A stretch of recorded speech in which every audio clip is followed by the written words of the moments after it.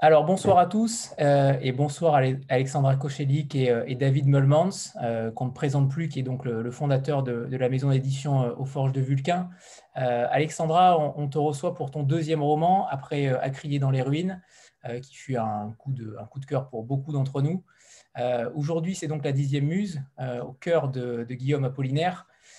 On va peut-être commencer par connaître ton ressenti par rapport à ce nouveau roman. On sait que le deuxième roman est souvent celui de la confirmation. Justement, par rapport à ça, depuis combien de temps écris-tu déjà? Comment est venu ce sujet-là aussi sur la table, qui s'inscrit totalement dans le catalogue des Forges, contrairement au premier dont on avait déjà parlé, qui était peut-être un pas de côté pour David. Mais justement, celui-ci s'inscrit totalement dans la ligne des Forges. Donc, comment s'est passé ce deuxième roman pour toi, Alexandra? Alors, je vous remercie déjà d'être venus aussi nombreux. C'est démentiel en fait. L'accueil a été incroyable. Donc, je vous remercie déjà de votre enthousiasme. Alors, comment ça s'est passé? En fait, à la fin d'À crier dans les ruines, j'ai eu envie, enfin, il y avait un manque en moi parce que je trouvais que je n'avais pas assez poussé le côté nature. Dans À crier dans les ruines, elle est déjà là. Mais à la fin des corrections, je me suis dit que je n'avais pas encore poussé le curseur assez loin. Et donc, j'ai eu envie de le faire. Mais à côté de ça, en fait, en amont, j'avais déjà commencé à parler, à écrire sur Apollinaire, à écrire autour des portraits d'Apollinaire, et bien avant que j'ai commencé le travail avec David. Et donc, j'avais deux entités, si je puis dire, entre Apollinaire d'un côté et de l'autre côté, la nature. Deux thématiques qui, au départ, n'étaient pas forcément... Enfin, le lien n'apparaissait pas de façon évidente. Et donc, j'ai cherché finalement une idée pour pouvoir relier les deux. Et de là est née la 10e muse, avec ce narrateur, Florent, qui au départ n'était pas là, puisqu'il y avait Apollinaire et la nature. Alors justement, Ouais. pourquoi Guillaume Apollinaire? Qu'est-ce qu'il a de plus que les autres? J'imagine que tu as un attachement fort à lui, mais pourquoi lui et pas un autre? Alors oui, effectivement, pourquoi lui et pas un autre? Après, c'est un poète qui me suit depuis pas mal de temps. Je l'ai connu au lycée, comme beaucoup de personnes, je pense, via le recueil Alcool. Et j'ai vraiment aimé. Je suis tombée au bac de français sur Guillaume Apollinaire. Et quand j'ai passé le concours pour devenir professeur, on tire au sort deux textes de français. Et j'ai tiré Montaigne, un texte de Montaigne, un extrait des essais, et Nuit rhénane d'Apollinaire. Et donc j'ai choisi Nuit rhénane d'Apollinaire. Et j'ai très bien réussi Nuit rhénane. Enfin, j'ai eu une très bonne note. Et donc, c'est un poète qui m'a poursuivi quand même depuis le lycée. Entre le lycée, après le concours, et puis après, chaque année, je peux donner Apollinaire à mes élèves. Qu'est-ce qui te séduit tant chez lui? Est-ce qu'il y a des émotions particulières qui te traversent? Et justement, par rapport à ça, le roman est écrit aussi sous deux styles narratifs, au passé avec les muses et l'autre au présent. Mais justement, par rapport à ça, comment as-tu écrit ces deux passages-là? Est-ce que tu as écrit les passages au passé d'une traite ou au contraire, tu as fait ça dans un même cheminement? Non, pas du tout. Alors, tous les portraits autour d'Apollinaire, donc les muses, Picasso, enfin ces muses, ces femmes, Picasso, sa maman, ce sont des portraits qui ont été écrits avant le reste. Euh, donc voilà, donc après, Mais sous une forme romancée? avec la narration de Florent, j'ai retravaillé ces portraits-là après pour les inclure dans une narration. Donc parfois, j'avais la trame, c'est-à-dire j'avais le message que le portrait faisait passer, mais j'ai dû retravailler en fonction de la narration qui avait complètement bouleversé finalement le message. Je passe la parole à David, justement, après À crier dans les ruines, justement. Comment as-tu accueilli ce texte? J'imagine que ça a été un très beau texte pour toi à accompagner, mais j'aimerais avoir ton avis là-dessus sur votre travail également à tous les deux. Alors, disons que généralement, la règle, c'est que dès qu'un titre est publié, dans le week-end qui suit, on commence à travailler sur le titre d'après. Alors, commencer à travailler, ça ne veut pas dire que le titre d'après sortira quelques mois après. Parfois, il sort des années après, mais il faut commencer. Et puis, en fait, Alexandra m'a dit qu'elle avait déjà commencé à travailler sur un texte. Et donc, le mouvement était déjà bien lancé. Euh, Écoute, c'est difficile à dire. Je n'ai pas un souvenir très très précis de comment c'était au début du travail, parce que souvent j'ai des souvenirs très clairs, des moments intensifs du travail. Disons que lors de la lecture, ce qui était intéressant, euh, c'est que le texte était vraiment un texte d'Alexandra, parce qu'en fait, quand un romancier ou une romancière propose un deuxième texte, en fait, c'est le moment où on voit se dessiner une esthétique. Parce qu'on peut toujours dire il y a une esthétique d'un roman, mais est-ce que l'esthétique de ce roman en particulier, c'est l'esthétique de l'auteur ou de l'autrice, ou est-ce que c'est juste l'esthétique de ce roman? Et en voyant arriver un deuxième texte, on commence à voir une esthétique se développer, ce qui est à la fois excitant, parce que l'esthétique, c'est ce qui fait la marque, je pense, d'un auteur ou d'une autrice. Alors certains disent la voix, moi je dis l'esthétique. Euh, mais le risque toujours, c'est que est-ce est-ce qu'on retrouve la personne ou est-ce qu'on est en train de nous resservir les mêmes plats? Ce qui est aussi un danger, c'est la répétition. Et ce qui était frappant, c'était de se dire qu'on retrouvait l'esthétique d'Alexandra, on trouvait plein d'éléments du premier roman, et pourtant, ce roman n'avait pas grand-chose à voir avec le précédent. C'est-à-dire le thème, la construction chronologique, la construction logique. Il y avait, c'était un roman très très différent en fait, et qui n'était pas exempt d'une part de risque. Et c'est quelque chose qui me plaisait parce que tout à l'heure, tu disais, Anthony, le roman, c'est le deuxième roman, c'est le roman de la confirmation. En fait, dans l'édition, on considère que les deuxièmes romans sont souvent maudits plutôt. C'est-à-dire que c'est souvent le deuxième roman, c'est le roman de la sortie de route.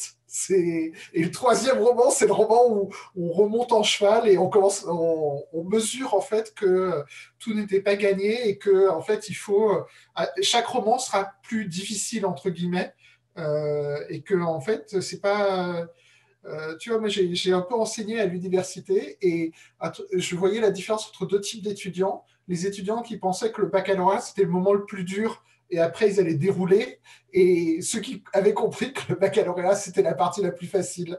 Et en fait, même si le premier roman c'est difficile de publier un premier roman, que c'est difficile de le faire vivre, c'est difficile de lui permettre d'avoir une longue existence, ben, le deuxième roman c'est encore plus difficile parce qu'il ne faut pas se répéter, mais il ne faut pas partir dans le décor, c'est-à-dire se dire oh là là, je suis devenu écrivain et donc tout ce que je touche est nécessairement bon. En fait, non, à chaque fois, faut repartir dans un long travail, et c'est ce long travail qu'a fait Alexandra. Et je suis effectivement très heureux de le publier parce que pour moi, c'est un très très grand roman où elle continue à creuser des thèmes, des idées, mais sous un angle tellement différent que moi-même, j'en étais surpris et très agréablement surpris. Voilà. Donc merci à Alexandra. Sandra? Alors, pardon, avant Sandra, on va peut-être faire un petit pitch du livre pour ceux qui ne l'ont pas lu parce qu'il vient de sortir. Je ne sais pas si Alexandra veut s'en charger ou David. Alors, oui, je peux m'en charger. Enfin, David, sauf si tu veux le faire. On peut avoir les deux, hein, les deux également sous un angle différent. Alors, ça va être une de mes premières fois, hein, forcément. Alors, tout commence par la visite de Florent au cimetière du Père-Lachaise. Il y accompagne un ami qui va faire des travaux. Il doit couper des arbres. Et donc, quand il arrive au cimetière du Père-Lachaise, il se balade et ensuite, il se balade. Il y a une certaine atmosphère, forcément, qui se dégage de cette promenade. Et quand il revient, son ami a une coupe, un morceau de bois dans la main, et il est assez étonné parce que les cernes sur ce morceau de bois ne correspondent pas à ce qu'elle devrait être. Et, et donc, ils discutent du cimetière, du fait que ce soit le poumon de Paris, puisqu'il y a énormément d'arbres. Et son ami lui évoque un souvenir d'enfance, le fait de monter dans les arbres. Et le narrateur est pris d'une soudaine envie de monter dans l'arbre. Et il monte dans l'arbre. Et pour lui, c'est un moment un peu hors du temps. Et puis, il rentre chez lui. Il discute avec sa compagne. Mais il est pris quand même d'une certaine envie de découvrir Guillaume Apollinaire. Ah oui, parce que je n'ai pas dit. Oui, j'attendais quand même. Il y a quand même un élément très important avant. David, il faut que tu fasses ça comme ça. Oui. Alors, en fait, donc il monte dans l'arbre et avant de partir, il découvre la tombe d'Apollinaire, de Guillaume Apollinaire, qui est donc au cimetière de Père-Lachaise. Et il est assez étonné parce qu'en fait, pour lui, finalement, c'est un petit peu comme pour moi, les auteurs sont assez sacrés, donc il n'y a pas de mort physique vraiment. Donc de tomber, d'avoir la tombe comme ça de Guillaume Apollinaire, ça lui fait un certain choc. Et quand il revient, il a envie de découvrir certains poèmes. Donc il en lit et après, de là va commencer une certaine passion pour ce poète. Voilà. David, ça te va?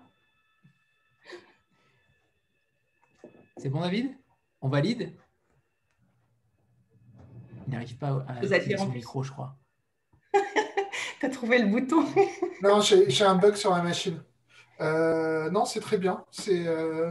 Moi, j'ai envie de dire des trucs très, très concept, mais voilà, j'ai eu une révélation dont je me suis ouvert à Alexandra l'autre jour, mais qui est une révélation qui est arrivée alors que le livre était déjà publié. Donc, on dit souvent qu'on découvre le livre que... Il y a quelqu'un qui chante derrière nous. Ça a l'air d'être des enfants. Voilà, je pense que c'est bon. C'est bon, ça a été corrigé. Les enfants. La révélation, c'est que c'est un grand roman de réalisme dans la veine du réalisme magique, mais qui fait un petit truc qui fait que ça renouvelle complètement pour moi l'approche du réalisme magique, c'est-à-dire que pour éviter que le réalisme magique, ça tourne à la méthode. Donc la méthode du réalisme magique, c'est vous prenez quelque chose d'un peu magique et vous regardez les conséquences naturelles et logiques et réalistes de ça. Là, il y a quelque chose d'un peu différent, c'est-à-dire partir de quelque chose de réaliste et remonter vers quelque chose de magique. Donc, c'est à la fois une inversion de l'exposition et voilà, bon. Il y a plein de... Voilà, donc moi, voilà, c'est un très bon roman de réalisme magique et qui en plus renouvelle ce genre de manière très simple et très élégante. Je peux dire quelque chose de très personnel, c'est que la publication d'un roman, c'est toujours une source d'anxiété parce que on se dit, est-ce que les gens vont comprendre ce que l'autrice ou l'auteur a fait? Et en fait, dans le roman d'Alexandra, il y a plusieurs, sous son couvert d'être un roman très accessible, très simple, il y a des choix assez radicaux et je suis très content de voir qu'il y a beaucoup de lecteurs et de lectrices qui ont trouvé ça naturel et logique. Et voilà. Donc c'est un contentement. Alors j'allais dire un contentement personnel, mais c'est pas vraiment un contentement personnel puisque c'est Alexandra qui écrit les romans. Mais c'est un contentement quand même. Voilà. Je pense que ça parle à beaucoup de lecteurs également, le fait de découvrir un auteur comme ça suite notamment à un décès. Je pense que l'électrochoc, c'est également le décès de ce père. Clairement, je pense que tout le monde a ressenti ça après un décès. On a une envie de découvrir quelque chose. Là, en l'occurrence, en l'espèce, c'est un auteur, et non des moindres, mais je pense que c'est aussi ce choc-là, ce basculement-là qui parle à beaucoup de lecteurs et qui va parler à beaucoup de lecteurs dans les semaines à venir. Sandra, c'est à toi. Oui, bonsoir à tous. Bonsoir David, bonsoir Alexandra. Et j'ai pas encore lu le livre, Alexandra, je suis désolée, mais là, c'était vraiment très court, mais ça viendra. Ma question, elle est pour toi. Est-ce que le fait que ce soit un deuxième roman, ça t'a semblé plus difficile à prendre finalement en charge, à commencer, à débuter, puis à déployer ensuite? Et puis, J'ai une deuxième question. Est-ce que pour un deuxième roman, le fait d'avoir choisi Apollinaire, comme tu disais, c'était un auteur quand même un peu chouchou, quoi, un peu un auteur fétiche aussi, porte-bonheur. Est-ce que ça t'a permis aussi d'être un petit peu dans une forme de réconfort? Est-ce qu'Apollinaire n'a pas été rassurant pour toi pour finalement mener ce deuxième roman? Est-ce que c'est clair, ma question? Oui, oui, tout à fait, tout à fait. Alors, l'écriture du deuxième roman a débuté avant la publication d'À crier dans les ruines et avant que je sois aux forges. En fait, donc l'écriture le premier jet plutôt, d'À crier dans les ruines, je l'ai terminé en septembre 2017. Et donc, en fait, il a fallu, entre septembre 2017 et octobre 2019, il s'est passé quand même, août 2019, il s'est passé quand même pas mal de temps. Et je ne voulais pas finalement rester sur ce premier jet sans commencer quelque chose d'autre.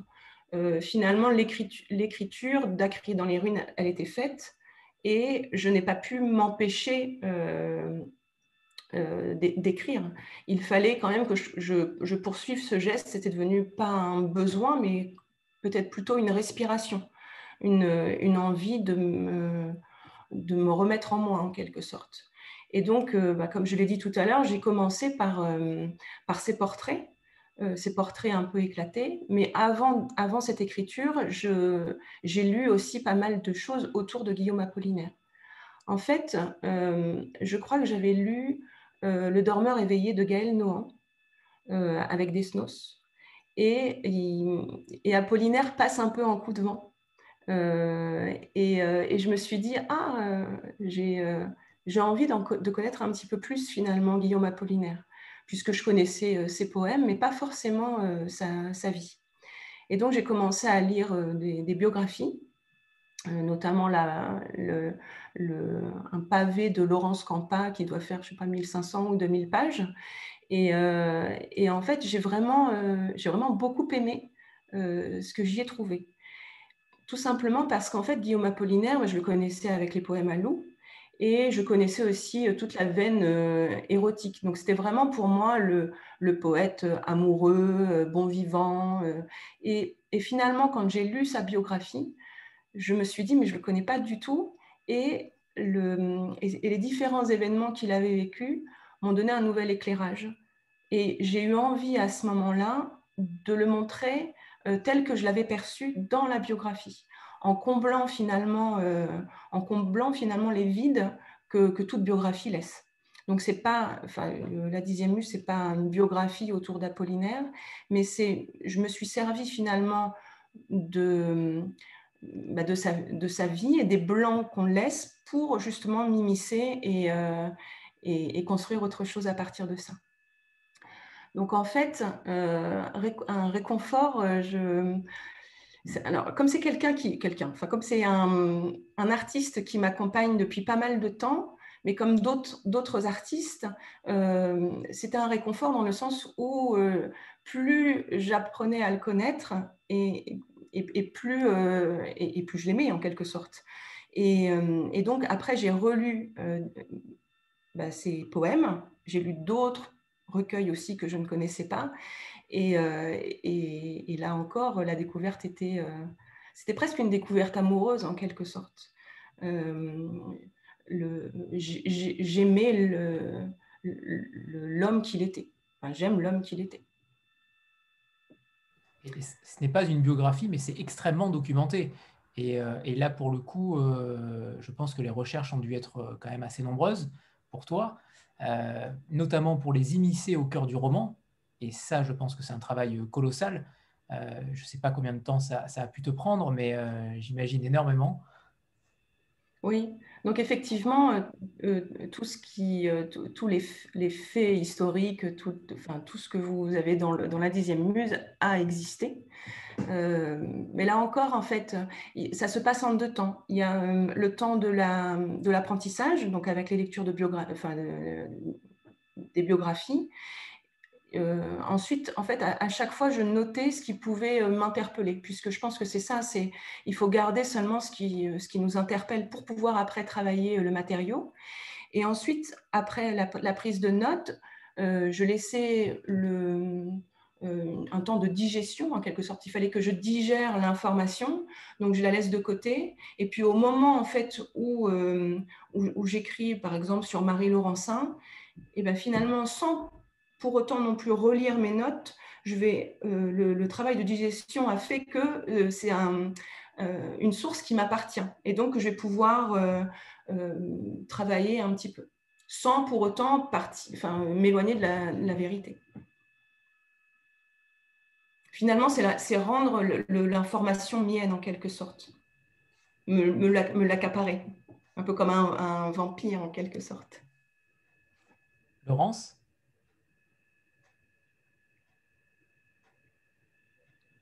Je ne m'attendais pas à être interrogée tout de suite. Donc c'est une garde à vue, c'est une garde à vue. Bonjour Alexandra, bonjour à tous. Déjà, ça fait plaisir de revoir Alexandra. Alors, moi, j'ai lu ton livre. Hein, tu sais que pour notre prix, nous avons lu ton livre. Alors, j'ai retenu quelque chose qu'a dit David, et là, je n'étais pas d'accord quand il a dit que c'était un roman qui était très simple et très accessible. Alors, moi, je ne trouve pas du tout que ce soit un roman très simple et très accessible. J'ai trouvé au contraire que c'était un roman très érudit. Alors, effectivement, toute la partie apollinaire, on n'a pas eu à se taper les 1500 pages de la bio comme toi. Donc, dans ce sens, tu as rendu le poète accessible pour nous. Par contre, toute la partie Gaïa, la partie nature, tout ça, c'est très approfondi. Et justement, toi qui parlais de vouloir rendre... toi qui avais envie de parler de la nature et ce que tu n'avais pas fait suffisamment dans le livre précédent, comme tu viens de nous le dire, là, la nature, on l'a en long, en large et en travers. C'est vrai qu'il y a, et c'est très érudit, c'est très approfondi.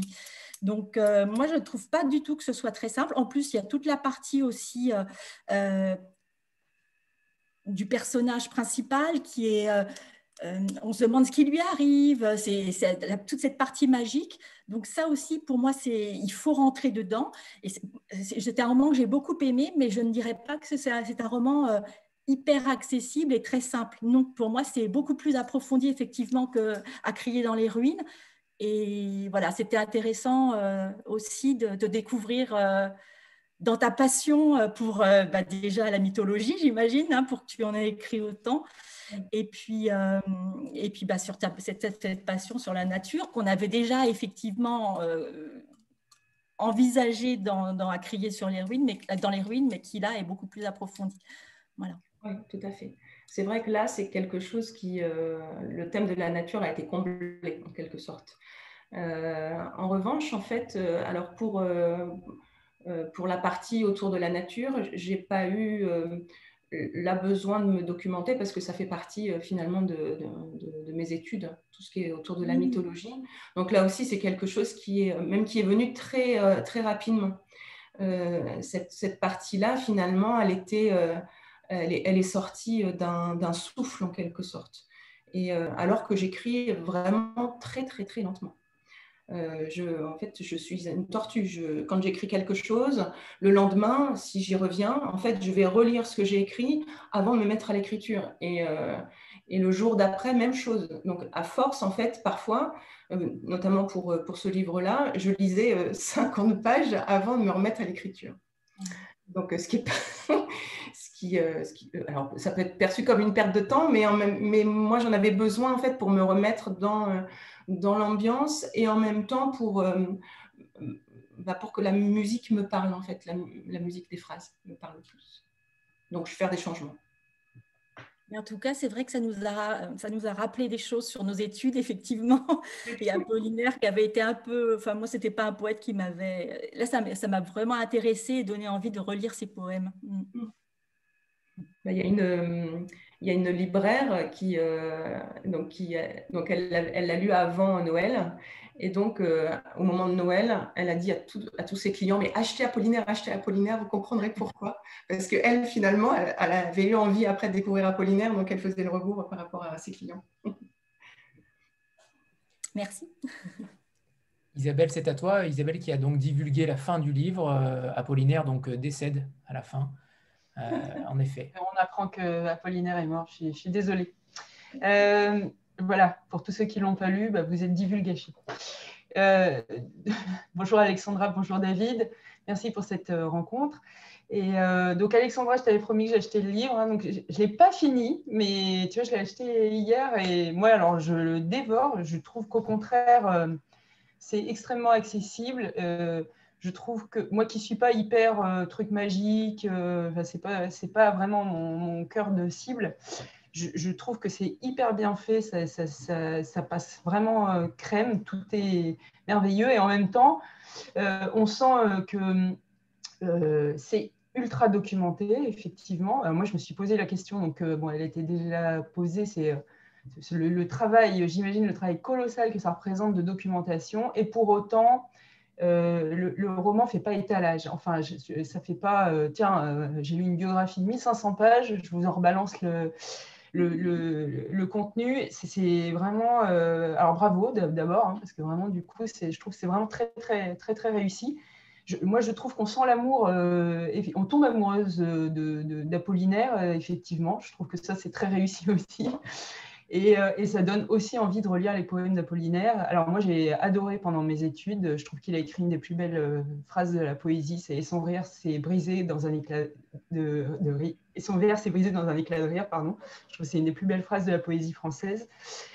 Du coup, la plupart de mes questions étaient posées. Moi, du coup, je vais revenir sur la couverture, qui est absolument sublime en plus. Voilà, les couleurs, l'image. David, est-ce que tu peux nous en parler un petit peu de cette couve? Oui. Et revenir aussi peut-être sur l'accessibilité du texte. En fait, moi, sur l'accessibilité du texte, je suis un très mauvais référent. Quand je disais que j'avais une anxiété quand les romans des Forges sortaient, de savoir si les gens allaient suivre la manœuvre, adhérer, voilà, c'est que j'ai beaucoup de mal à fixer la difficulté des textes des Forges. C'est pas une question d'une échelle qui serait verticale, c'est plusieurs échelles qui sont parallèles, parce qu'il y a des textes que je trouvais compliqués, que les gens ont trouvé très simples, et des textes que je trouvais simples, que les gens ont trouvé compliqués. Donc, sur le coup, je vais battre en retraite et dire que c'est les lecteurs et lectrices qui ont toujours raison. Certains trouveront ça exigeant, d'autres trouveront ça très simple. Ça sera lié à je sais pas, à leurs habitudes de lecture, voilà. Et puis, donc voilà, j'ai aucune légitimité là-dessus. Sur la couverture, c'est une couverture, comme d'habitude, d'Elena Vieillard, qui est la graphiste des Forges depuis le 4e livre des Forges, donc il y a plus de 120 livres maintenant. Et c'est dans la maquette qui est la 3e maquette qu'elle a inventée pour les Forges en 2016 pour Une bouche sans personne de Gilles Marchand. Et c'est allé assez vite, en fait, parce que, alors je pense... Mais Alexandra, il faut que tu me dises, tu nous avais envoyé une photo une fois ou c'est Elena qui m'avait montré une photo d'un portillon? Non, c'est Elena. C'est Elena qui avait une photo de portillon. On lui avait parlé d'Ode à la nature qui part d'un cimetière. Et en fait, c'est ce qu'elle nous a proposé. Et c'était... Et voilà, et c'est arrivé assez vite. Je crois qu'on a eu une toute première version qui était très proche de la version définitive. Et en fait, on a une petite retouche pour adoucir un peu le portillon qui était peut-être un peu plus dur dans la version initiale. Et pour la petite histoire, ça a été une couverture qui a été en fait très très compliquée à faire parce que Elena devait partir en congé maternité. Elle est partie un peu plus vite que prévu. Et donc, elle nous avait laissé juste une version inachevée de la couverture. Alors, le dessin était achevé, mais la mise en page n'était pas achevée. Et j'ai été aidé là-dessus par quelqu'un qui est venu à la rescousse, qui est Claire Duvivier, qui est autrice aux Forges, et qui est plus forte que moi sur le logiciel de mise en page. Et donc, elle nous a sauvés. Voilà. c'est le côté aventure collective des Forges de Vulcain. C'est que tous les membres des Forges, tous les forgerons, toutes les forgeronnes peuvent venir au secours de cette aventure collective. Et voilà, sinon, ça fait partie des couvertures qu'on a fait le plus rapidement en termes de dessin, puisque c'était un premier jet. Voilà. Alors, je ne sais pas, certains d'entre vous travaillent peut-être avec des graphistes ou sont graphistes. Moi, j'ai toujours l'impression que dans l'édition, on donne parfois trop d'instructions aux graphistes ou aux graphistes, alors qu'il faut un peu leur faire confiance, savoir quels sont les mots qui vont les faire les rendre créatifs, quels sont les mots qui vont assécher leur créativité. Il faut leur donner des idées de conception, mais pas leur donner des idées d'exécution. C'est-à-dire qu'il ne faut pas rentrer trop dans le détail. Et puis, si le premier jet n'est pas bon, chez beaucoup de graphistes, si on se met à triturer le premier jet en disant à partir d'un premier jet qui n'est pas bon, on va évoluer vers un bon premier jet, que ce soit avec Elena ou avec d'autres graphistes, je ne suis jamais arrivé à une solution satisfaisante. Donc, en fait, souvent, avec Elena, ce qu'on fait, c'est si le premier jet n'est pas bon, elle repart à zéro. Sur un roman, elle l'a fait 12 fois de repartir à zéro. Ça a été un peu douloureux, mais là, ça s'est superbement passé du premier coup. Voilà. Et alors, par contre, aussi une autre particularité, c'est que la couleur de fond, c'est une couleur assez difficile parce que c'est une couleur où l'écart de rendu entre les versions numériques et les versions papier est très, très importante. Il y a quelques couleurs un peu maudites comme ça. C'est pour ça que c'est des couleurs qu'on ne met pas en couverture généralement, parce qu'on sait à quoi elles ressemblent sur ordinateur, mais c'est un peu la roulette russe quand ça va sortir sur le papier. Mais là, on était assez confiants, surtout qu'en fait, les deux couleurs sont utilisées par contraste, par proximité. Donc, on savait que l'écart entre les deux couleurs allait se reporter. Voilà. Bon, je ne vais pas rentrer dans des choses plus techniques, surtout que c'est un peu au-delà de mes compétences. Mais voilà, ça s'est très bien passé. Annie, c'est à toi. Bonsoir, bonsoir Alexandra, bonsoir David, bonsoir Anthony, merci pour cette soirée, c'est absolument un petit moment de bonheur, d'autant que ce livre, il est juste fabuleux, j'en suis ressortie voilà, sous le charme, une deuxième fois.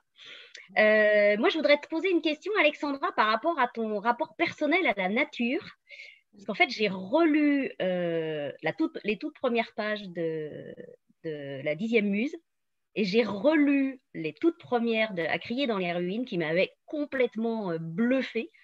Et je trouve qu'il y a un portrait de la nature complètement luxuriant, envahissant. Enfin, on a l'impression d'être presque dévoré par la nature.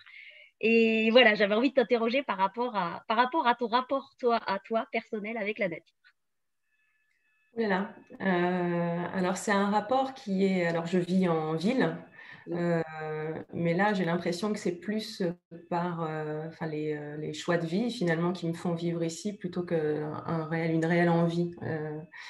Et donc, à chaque fois que je le peux, je m'évade, en fait, dans la nature, que ce soit en forêt, à la mer ou à la campagne.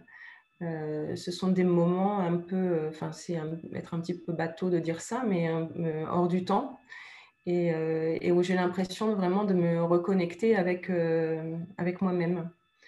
Et là, la période de confinement, puisque j'étais chez moi, donc dans mon appartement, j'ai pas de balcon, ça a été une période assez compliquée, et là, j'ai vraiment vu que la nature était très importante pour moi. Encore plus qu'auparavant, puisqu'auparavant, finalement, je pouvais m'évader quand je le voulais. Donc oui, c'est effectivement le début de la 10e muse, enfin le prologue, est assez... c'est une nature qui emporte tout, pas qui dévore, mais qui englobe finalement. Il y a un côté un peu nourricier qui est là. Et dans À crier dans les ruines aussi, il y avait ce côté-là, effectivement, cette nature qui ne peut plus aider ses deux enfants parce que forcément, il y a les radiations qui sont là et qui se retire, mais qui ne veut pas se retirer. Et puis là, finalement, elle est là. Elle peut être là. Donc, elle peut faire sa fonction nourricière. Merci. Karine ? Oui, Karine, c'est toi. Oui. Bonjour tout le monde, bonjour David, bonjour Alexandra. À chaque fois, j'oublie, j'ai levé la main parce qu'il y a toujours une question que je voulais poser qui a été posée avant. Je vais parler de quelque chose, je vais peut-être avoir du mal à exprimer. Quand j'ai lu le roman, j'ai été saisie par presque un côté artistique dans cette histoire, une espèce de touche de peinture qui aurait été apollinaire, qui serait venue sublimer en fait quelque chose d'assez sombre finalement. Si la nature a une place importante dans ce livre, c'est aussi un enjeu. Et je voulais savoir justement comment tu as expliqué au départ que tu avais ajouté ce personnage de Florent. Et justement, est-ce que c'était pour arriver à glisser toutes ces émotions qui étaient liées à une nécessité d'espoir et qui font qu'on reste un petit peu plongé dans la beauté du spectacle et en même temps complètement bouleversé par les enjeux et par les thèmes. Je ne sais pas si je me suis bien exprimée. Oui, Karine. Alors oui, effectivement, Florent est un médium en quelque sorte, c'est un intermédiaire entre Apollinaire et la nature. C'était une façon finalement de raccrocher autant Apollinaire qui fait partie comme vous l'avez dit tout à l'heure, c'est un peu notre chouchou ou un des chouchous en littérature française. Et la nature, c'est quelqu'un qui est normalement complètement désincarné. Et donc, j'avais deux grandes personnalités, deux entités. Et il fallait quelqu'un, finalement, qui serve de médiateur, en quelque sorte, d'intermédiaire entre... et puis, ce personnage-là, il est dans une période qui est complètement floue pour lui. Il est lui-même, il ne sait plus trop qui il est. Et pour moi, alors peut-être que ça se voit aussi dans Un cri dans les ruines avec Léna, quand elle est un peu déboussolée parce que ses parents ne lui parlent plus de son pays natal. Son refuge, c'est la littérature. Et puis là, finalement, ce qui se passe, c'est que c'est pas le personnage qui va vers la littérature, mais là, c'est la littérature qui vient vers le personnage et qui lui montre tout son pouvoir, en quelque sorte.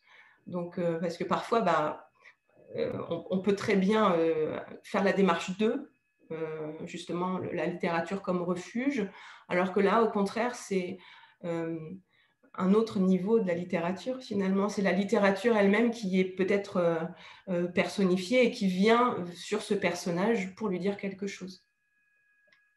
Littérature ou nature. Enfin, en fait, les deux sont liés.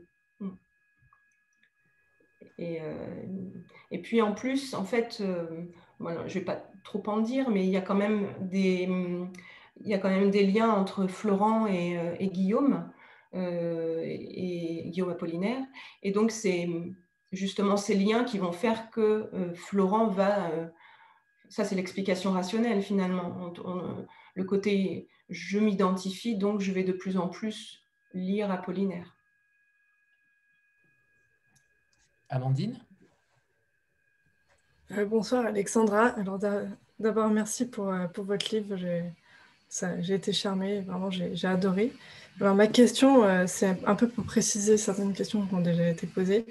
C'est est-ce que vous avez des connaissances en botanique ou est-ce que vous avez fait des recherches? Est-ce que c'est venu naturellement? Parce que je pose cette question parce que au niveau de la nature, certes, vous avez déjà dit que c'était quelque chose qui vous attirait, etc.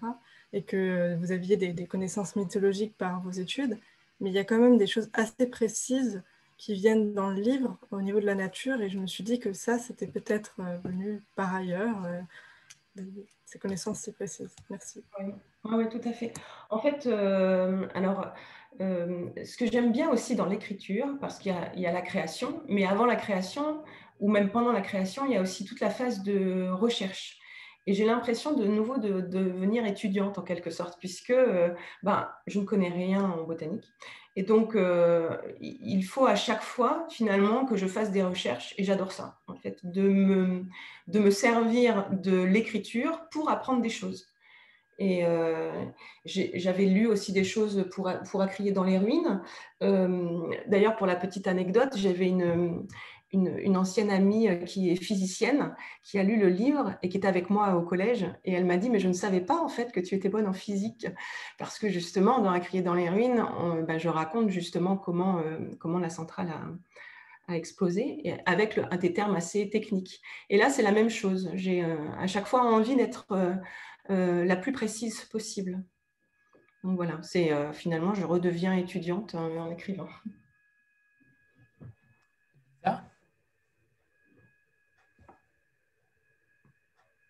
Lisa, tu m'entends? C'est à toi.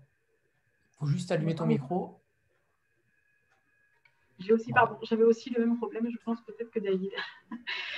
Bonjour Alexandra, bonjour Anthony et David. Merci pour cette rencontre, c'est très gentil et puis c'est toujours très agréable.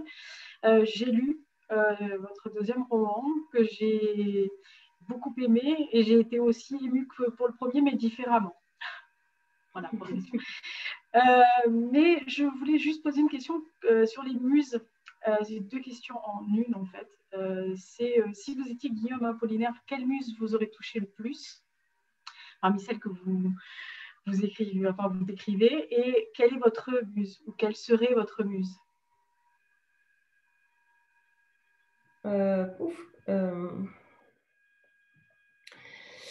Je pense qu'en relisant, parce que forcément j'ai relu un nombre de fois incalculable la 10e muse, je pense à Marie Laurencin. Je crois que ce serait elle qui me touche le plus, de par une certaine fragilité en quelque sorte. Mais après, en fait, au départ, j'aimais beaucoup Lou aussi. Et on a, selon moi, une image fausse de cette femme-là. Lou est vue comme quelqu'un, quand j'ai commencé mes recherches, elle est vue comme quelqu'un d'assez frivole, une femme indépendante. Et à ce moment-là, quand j'ai commencé mes recherches, les réponses de Lou n'existaient pas. En fait, il y avait seulement 2 lettres disponibles. Et le reste est consultable à l'université de Washington. Donc, je n'ai pas pu aller à Washington, mais j'ai fait la demande et j'ai reçu les lettres, parfois numériques. Et donc, j'ai pu découvrir les réponses de Lou. Et j'ai été assez surprise parce que ce n'était pas du tout cette femme qu'on dépeignait, l'image qu'on avait de cette femme. Elle était beaucoup plus tendre et elle n'était pas du tout écervelée, parce qu'on fait d'elle une écervelée qui ne convient pas. Donc voilà, donc Marie Laurencin et Lou. Mais Madeleine aussi, elle est... En fait, Madeleine, en fait, chacune a quelque chose quand même. Madeleine qui après, elle restera seule. Elle n'aura jamais de mari. Voilà. Je trouve qu'à chaque fois, pour chaque personne, chaque femme qui l'a aimée, il y a eu quand même au moment de la mort de ces femmes-là, un retour vers Apollinaire. Et je trouve ça très émouvant. Mais comme Picasso, hein. En fait, Picasso, la veille de sa mort, donc il était déjà un petit peu en train de délirer, et il a demandé comment allait Guillaume Apollinaire. Et alors que ça faisait 40 ou 50 ans qu'Apollinaire était mort. Et je trouve ça, en fait, ce sont ces petites choses-là, ces petites anecdotes-là qui m'ont permis d'écrire à la place enfin de faire parler Picasso, de faire parler Marie Laurencin. Ce sont des petites anecdotes que j'ai piochées, là encore, finalement, dans des biographies sur Picasso ou de Marie Laurencin, qui me montraient quelque chose de différent par rapport à l'image qu'on avait de ces artistes-là. Une image, c'était pas non, là c'était plus l'artiste qui parlait, c'était plus Picasso. Finalement, là le personnage qui parle, c'est l'ami qui parle d'un autre ami. Il est artiste bien sûr, mais les artistes sont des personnes comme tout le monde en fait, hein, donc avec les mêmes émotions et puis les mêmes et même peut-être, avec une sensibilité qui est là, qui est accrue. Voilà. Contrairement aux poètes, dans le roman, tu les considères comme, entre guillemets, indémodables et qui sont un peu hors du temps et qui sont différents des romanciers. Est-ce que véritablement il y a une différence pour toi entre poètes et romanciers? Est-ce qu'ils ont un imaginaire, dans l'imaginaire collectif, est-ce qu'ils sont intemporels? Ah oui, tous les artistes sont intemporels. En fait, au départ, quand il dit ça, Florent, c'est justement quand il est encore, quand il n'en sait pas trop, il lit pas beaucoup, il a des souvenirs de lycéen, mais sans plus. Et finalement, en fait, plus il va avancer et plus il va voir que finalement, les artistes sont des personnes intemporelles. Je fais pas vraiment de différence entre les romanciers et les poètes. Pour moi, un romancier doit aussi travailler sur la langue, sur la musicalité finalement de la phrase. Le poète fait la même chose, mais de façon plus rapprochée en quelque sorte. Les romanciers vont diluer et puis, non, pour moi, il n'y a pas de différence entre les romanciers et les poètes. Tu disais tout à l'heure que tu avais écrit les portraits de la 10e muse avant À crier dans les ruines. Est-ce que justement ces portraits-là ont influencé ton écriture sur À crier dans les ruines? Est-ce qu'il y a un pont, un lien particulier? Non, en fait, j'ai écrit À crier dans les ruines. Et après, le temps d'envoyer aux éditeurs. Et puis, en fait, là, c'est à ce moment-là où j'ai écrit les portraits d'Apollinaire. D'accord, dans l'attente, mais pas avant. Donc, non, c'est bien À crier dans les ruines et ensuite la 10e muse. Voilà, exactement. Mais avant À crier dans les ruines, j'ai publié de la poésie, quelques poèmes. Donc, peut-être que ça explique en fait l'envie finalement de faire parler Apollinaire. Ouais. J'aime beaucoup regarder aussi les épigraphes dans chaque roman. Et là, en l'occurrence, c'était Borges et Victor Hugo. Et pourquoi avoir choisi ces deux citations-là? Qu'est-ce qu'elles évoquent pour toi? Et surtout, est-ce que Borges a quelque chose de particulier dans ton panthéon littéraire? Borges, oui, en fait, c'est quand même un peu un dieu.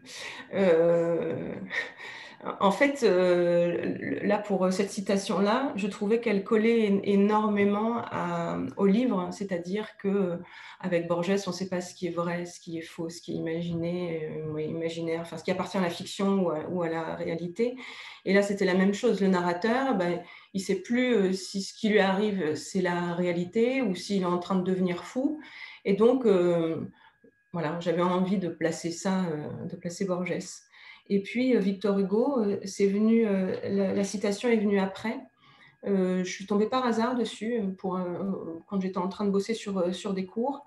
Et j'ai trouvé ça assez incroyable que Victor Hugo ait pu dire cela au 19e et finalement sans qu'il y ait de conséquences finalement sur cette parole-là. C'est une parole qui, en fait, il est en train de dire que la nature parle et qu'on ne l'aperçoit pas. Et finalement, ce qu'il a dit lui-même, on n'a pas mis en avant non plus cette parole-là. On n'a pas fait attention. Et je lis la citation pour ceux qui ne l'ont pas. C'est une triste chose de songer que la nature parle et que l'humain n'écoute pas. Celle de Victor Hugo. Christelle? Bonsoir Alexandra, bonsoir David. Donc Alexandra, moi j'ai été très époustouflée comme d'habitude par ce roman. Déjà j'étais très contente du premier et c'est vrai que je vous attendais un peu au tournant avec ce deuxième.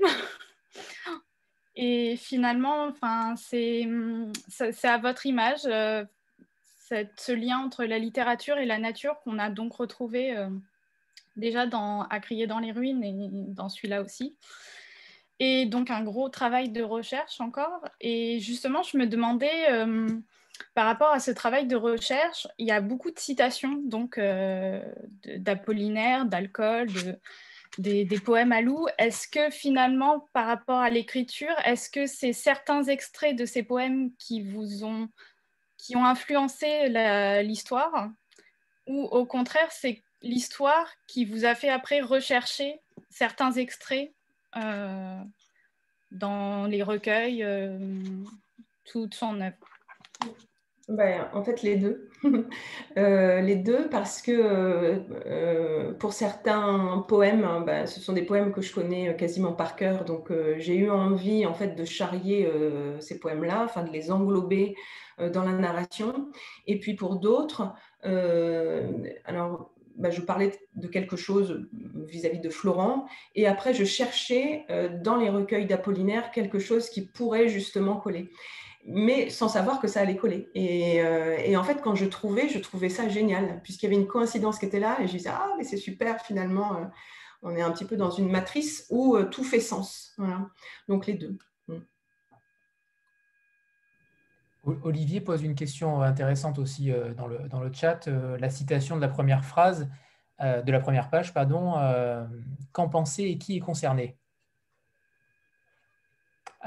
Donc je cite la phrase, à celui qui voulait écrire des poèmes d'amour, à celui qui les réalise. Oui. Et après, quelle est la question? C'est une question très personnelle peut-être, mais qu'en pensez et qui est concerné? Ah, oulala, qu'en penser, je pense, c'est un petit peu comme la première dédicace d'À crier dans les ruines, c'est-à-dire que c'était à ma pierre angulaire. Là aussi, je n'ai pas mis de nom parce que alors déjà, là où les personnes concernées le savent, donc moi, ça me suffit. Et puis, autant le premier que le deuxième, il y a un côté un peu... j'aime bien, en fait, le côté mystérieux de tout ça. Un certain sens de la métaphore, en quelque sorte. Donc voilà.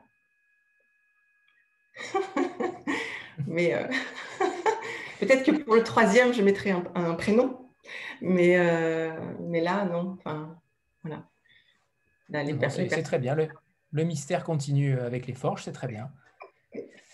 Nat? Parfait. Bonsoir. Bonsoir Alexandra, bonsoir David, bonsoir Anthony, bonsoir tout le monde. Alors, ma question, c'était le lien entre les deux livres. Parce que pour moi, le lien, c'est à la fois la quête de la liberté, l'amour et la filiation. Est-ce que c'était désiré ou est-ce que c'est venu naturellement? Merci. Alors, c'est pas désiré. Je pense que ce sont des thèmes qui me hantent et que j'ai besoin de...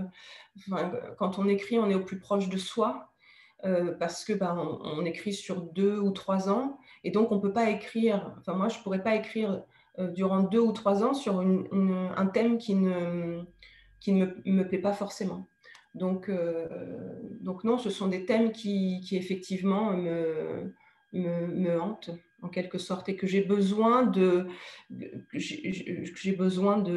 manipuler pour les sortir, quoi. Une sorte de catharsis en quelque sorte. Je purge, c'est très moche à dire, mais en fait purger, en fait faire sortir quelque chose qui bouillonne en moi en quelque sorte. Donc, il est fort possible, probable que ce soit des thèmes qui reviennent souvent dans mes romans. Oui.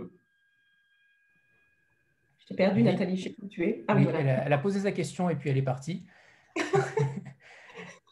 Sylvie, c'est à toi. Elle a répondu dans le chat. D'accord.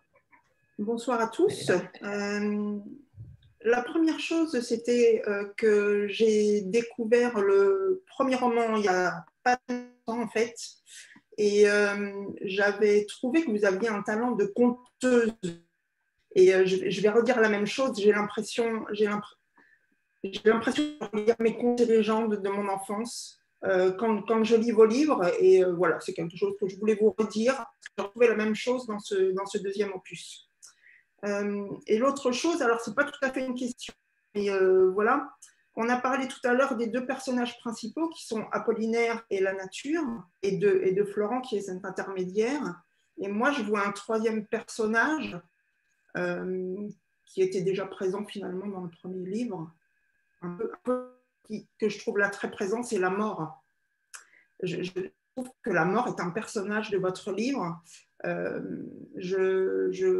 J'ai été à la première scène de la mort qui est, je ne dirais pas laquelle, une vraie mort qui est décrite. Je ne veux pas dévoiler les choses pour ceux qui n'ont pas lu le livre, mais voilà, je voulais avoir votre ressentiment par rapport à ça, mais je trouve un passage. Oui, alors je vous remercie déjà, puisque être une conteuse, pour moi, c'est le plus joli des compliments. Et puis, alors, je suis d'accord avec vous aussi pour la mort. Alors ça c'est aussi quelque chose, mais qui est vraiment très inconscient et mais qui remonte à chaque fois dans l'écriture. Et effectivement, quand j'écrivais alors les portraits autour d'Apollinaire, qui traitent pas mal de la mort, puisque Apollinaire vient de mourir, ou alors de voir comment finalement les personnes apprennent la mort d'Apollinaire.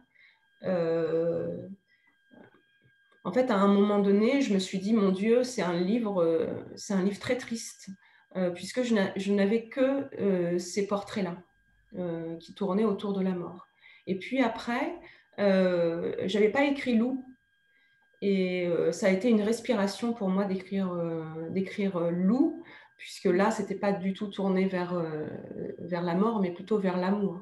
Mais bon, après, des personnes vous diront que l'amour et la mort, enfin, Eros et Thanatos, c'est le couple phare. Et donc oui, effectivement, la mort est omniprésente, que ce soit chez Apollinaire, que ce soit chez Florent. Et ça, c'est quelque chose qui un point de départ, oui. Oui. Après, ouais. Voilà, donc c'est une réflexion qu'une question, mais enfin, moi, c'est comme ça que je l'ai. Oui, mais c'est une thématique qui s'explique effectivement, enfin, que moi j'arrive à expliquer. Enfin, c'est pas, c'est un thème qui là aussi est on en parlait avec David la dernière fois, autant la mort, mais aussi le temps, ce sont des thèmes qui reviennent. Là aussi, finalement, dans Un crier dans les ruines, il y avait le côté, un temps qui s'effilait. Elle passait 20 ans loin de chez elle, et finalement, quand toute son adolescence et son entrée dans l'âge adulte jusqu'à ses 30 ans passait comme si c'était quelque chose qui était ramassé.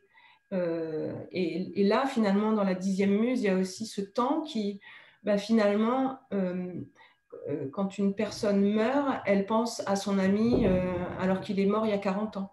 Et donc là, le temps, en fait, là aussi se rétrécit. C'est un petit peu comme si, c'est pas un petit peu, mais c'est au moment de la mort, finalement, tout ce qui est important revient et nous saute aux yeux.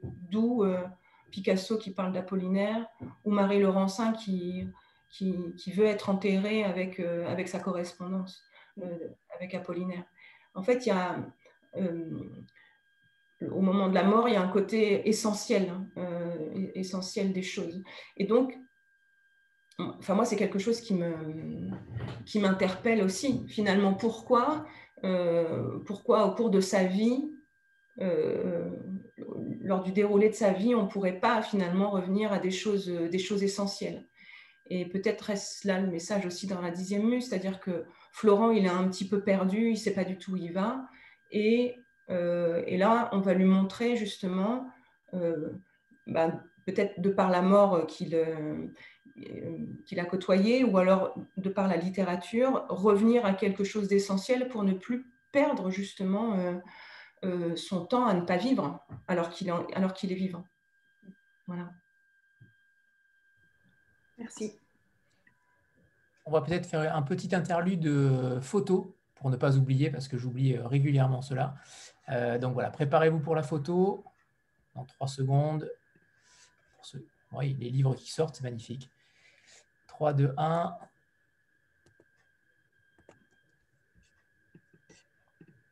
Et la 2e page. C'est bon, super, merci. Nicole, c'est à toi. Bonsoir à tous, bonsoir Alexandra. Bonsoir Nicole. Moi, je voulais juste sortir un petit peu de toutes ces considérations autour de la mort et aller vers quelque chose d'un petit peu plus drôle. Dis-moi, quel est le rapport entre Guillaume Apollinaire et la vallée de Chantebrie?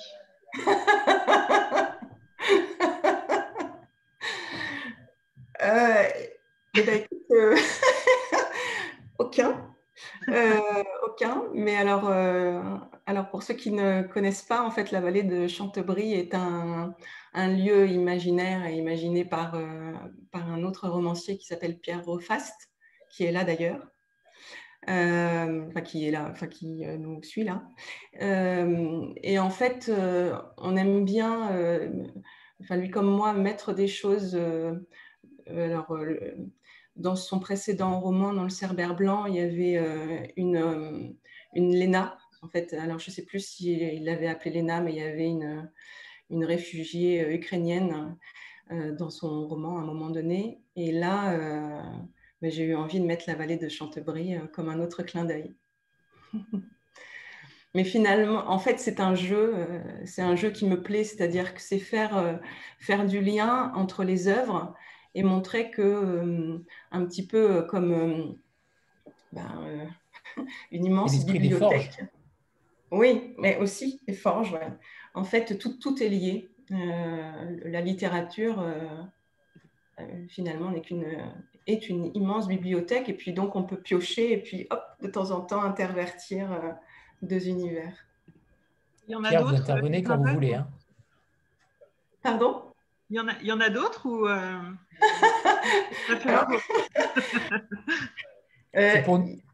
il y en a d'autres, mais alors du coup, je te connais assez pour que, à mon avis, tu vas relire et tout dépioter. Mais peut-être, ouais, je ne sais pas, peut-être Pierre, tu peux parler?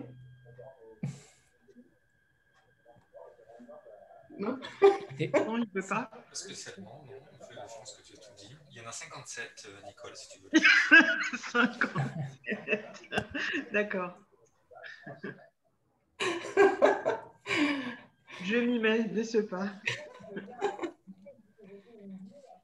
Non, mais c'est charmant, c'est charmant. Alexandra, peut-être passer à un petit extrait, comme on l'a dit tout à l'heure. D'accord. Pour ceux qui ne l'ont pas lu, comme ça, ils pourront avoir un petit aperçu. Alors, donc c'est un extrait qui est page 43.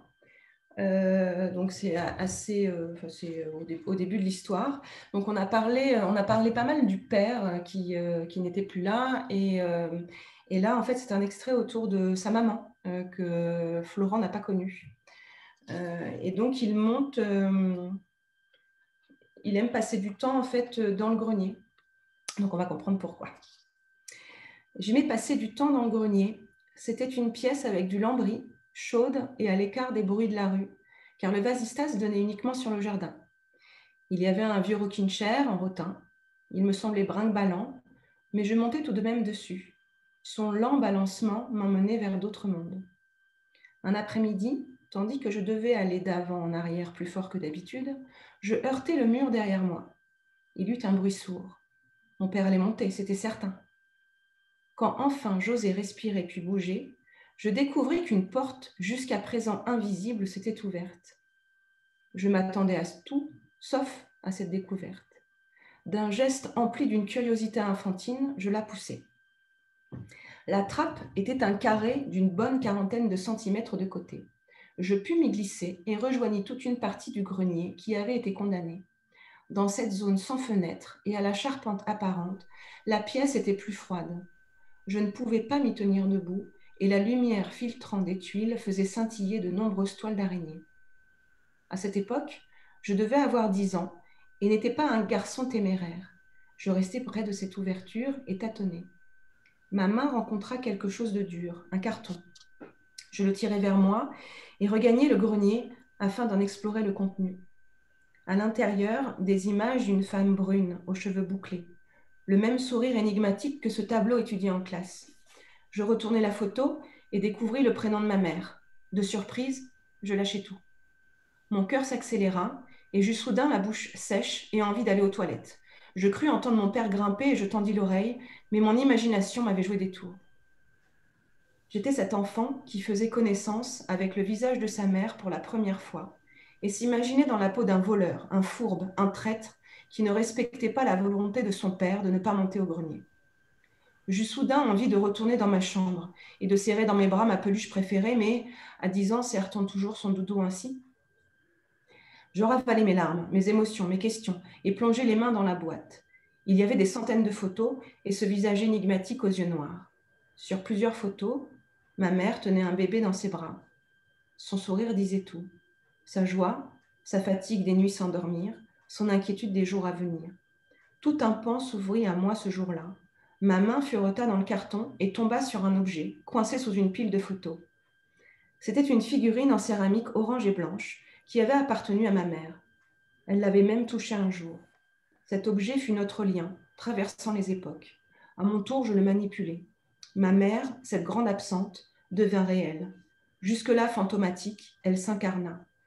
Même si je n'avais aucun souvenir d'elle, j'avais la preuve tangible de son existence. Et de la mienne aussi. Voilà. Merci. C'est mon passage préféré. Mélanie. Bonjour Alexandra, bonjour David. Alors, petite question, moi, je n'ai pas encore lu le livre. Évidemment, j'avais lu le premier. Je vais te tutoyer Alexandra parce que pour moi, tu restes la petite blogueuse qui est devenue une grande autrice. Et c'est vrai que c'est toujours intéressant de voir que tu as parlé tout à l'heure de Gaëlle Nohan. Et c'est vrai que dans mon esprit, vous faites toujours un peu... il y a quelque chose, voilà, toutes les deux. Je vous ai suivi depuis... vous étiez toute petite, on va dire, et voilà. Et du coup, ma question, elle est pour toi et elle est aussi pour David. En plus, je me suis mis en William Morris pour David, hein, donc quand même, c'est important. Ma question, c'était plus par rapport au deuxième roman. C'est toujours important, le deuxième roman, parce que le premier...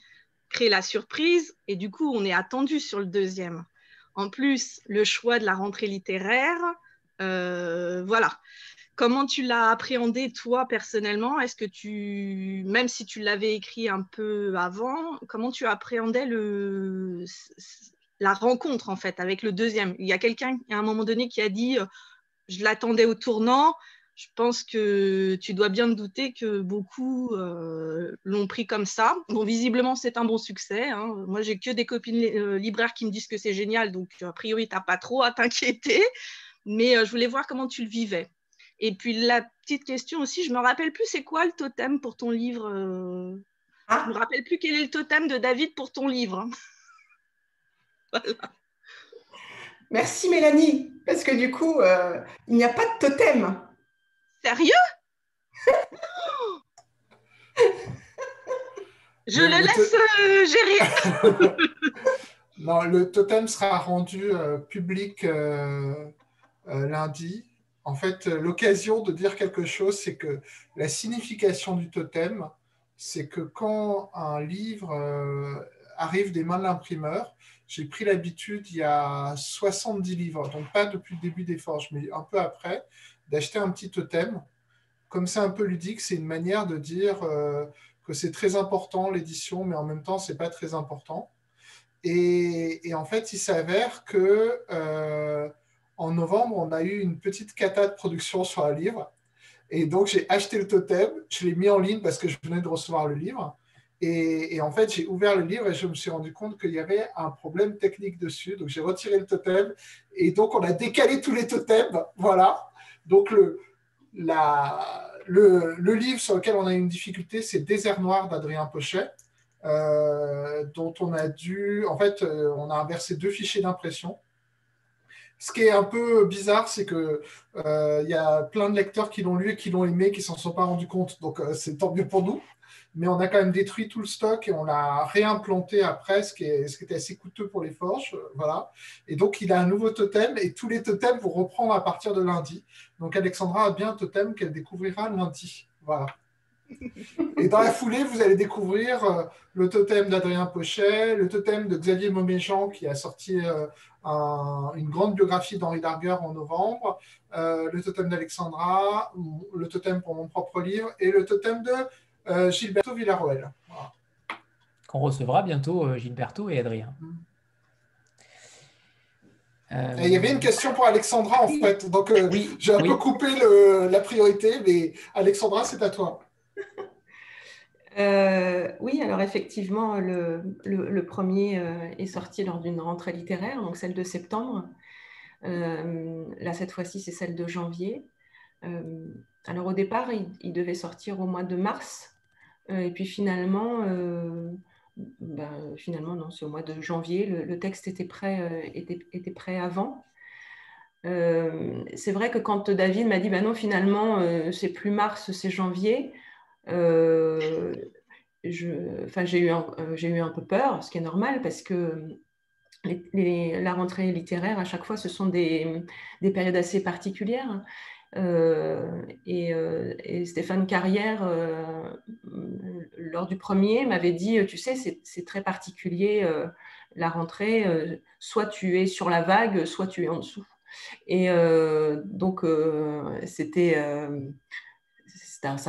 flippant quand même. Hein. Et donc là, en fait, celle de janvier, pour moi, elle est plus confidentielle et elle est plus douce. Plus douce.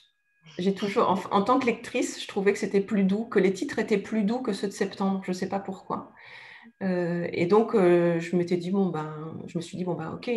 De toute façon, en fait, si l'éditeur croit en toi, David croyait en moi pour janvier, c'est lui le professionnel. Donc, en fait, je lui fais confiance et je lui dis, allons-y, allez, c'est reparti encore pour une rentrée.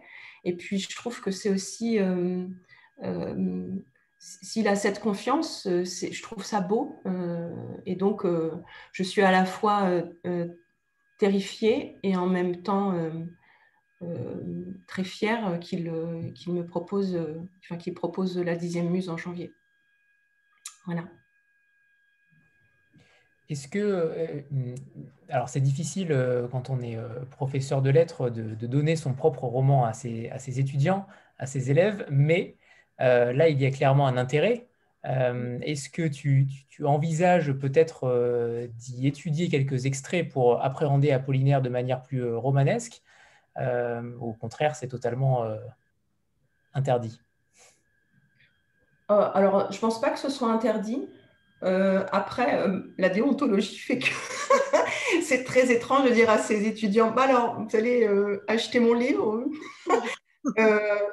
Mais je trouve ça très déplacé. Donc, non. Non.